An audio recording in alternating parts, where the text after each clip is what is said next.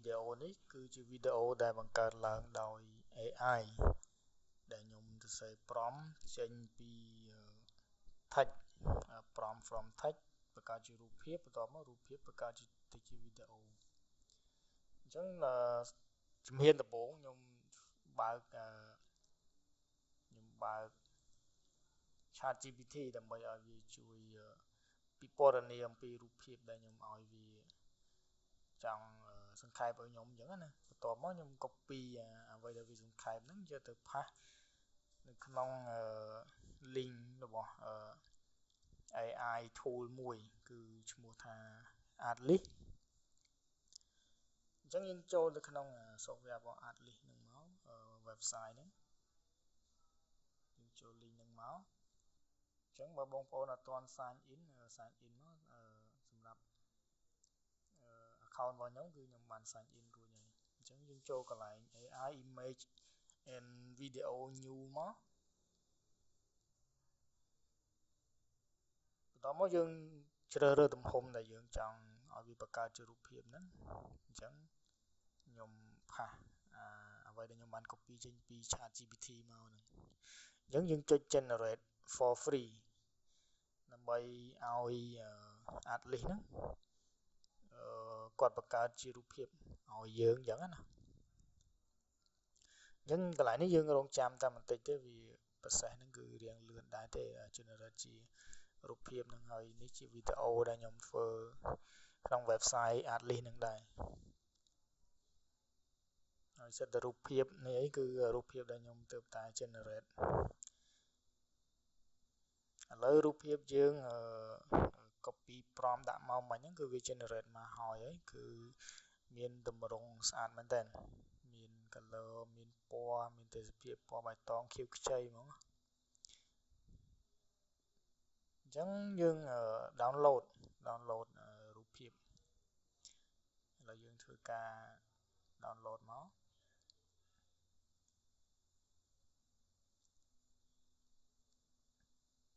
យើងคลิกមកឲ្យស្ដាំមក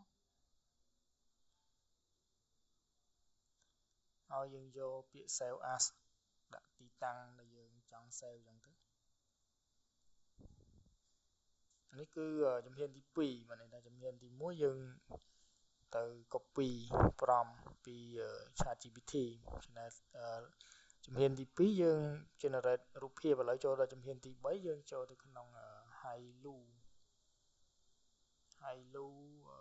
ដែលជា link AI ដែលអាច generate ជារូបភាពក៏បានជាវីដេអូក៏បានអញ្ចឹងកន្លែងនេះយើងចូលមកកន្លែង create image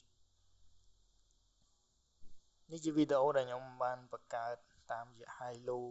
AI ហ្នឹងគឺវាមានសភាពស្អាតវាធ្វើ animate ឲ្យយើងស្អាតចលនាមកនេះជាវីដេអូចាស់ដែលខ្ញុំបានធ្វើពីមុនមក review ឲ្យមើលបន្តិច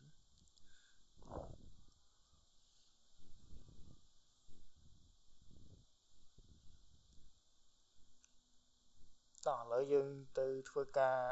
upload រូបភាពដែលយើងទៅ download មកមិញយើងចុចប៊ូតុងលេខបូកនេះមកហើយយើងជ្រើសរើសរូបភាពដែលយើង save ដាក់នៅទីតាំងមុននេះមិញអញ្ចឹងយើងចាំតែបន្តិចទេកន្លែងនេះគឺវា load ឲ្យយើង generate ហើយ generate ហ្នឹងគឺវាត្រូវការតែ30 credit ទេក្នុងមួយវីដេអូ clip ហ្នឹងណាហើយមួយថ្ងៃ software AI ហ្នឹងវា free ឲ្យយើង100 credit ហើយខ្ញុំបានប្រើវាអស់ខ្លះហើយអញ្ចឹងខ្ញុំធ្វើការ generate វាអញ្ចឹងកន្លែងនេះវាពិសេសដើម្បីឲ្យយើងអង្គុយចាំតិចទៅកន្លែងនេះវាប្រាប់ថាបើសិនបើយើងអត់មិនមែនជា member របស់ AI ហ្នឹងទេគឺយើងចាំ19នាទីដើម្បីបញ្ចប់ process វា generate ហ្នឹង